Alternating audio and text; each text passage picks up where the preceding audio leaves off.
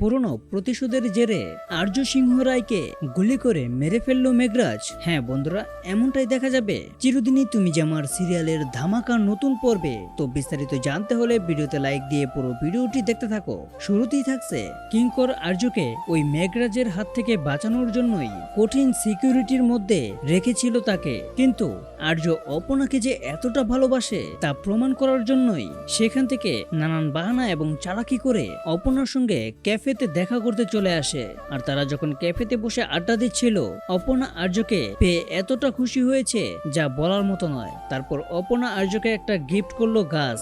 তারপরই ঘটে অন্য ঘটনা।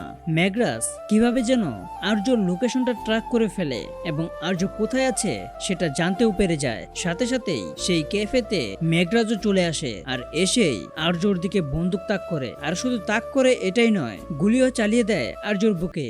অপনা তখন এই দৃশ্যটা দেখে চিৎকার করে ওঠে এবং কান্নায় ভেঙে পড়ে। তারপরই আর্য লুটিয়ে পড়ে মাটিতে। তাহলে কি এভাবেই শেষ হয়ে যাবে আর্য অপনার ভালোবাসা? কিন্তু অপনার বুদ্ধিমত্তা এবং মনোবল অনেক। সে তো কোনোভাবেই আর্যকে মরতে দেবে না।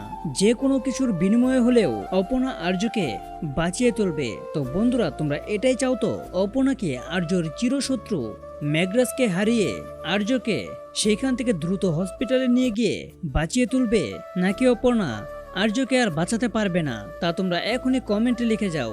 আর এরকম নিত্য নতুন সিরিয়ালের আপডেট পেতে এখনই চ্যানেলটা সাবস্ক্রাইব করো।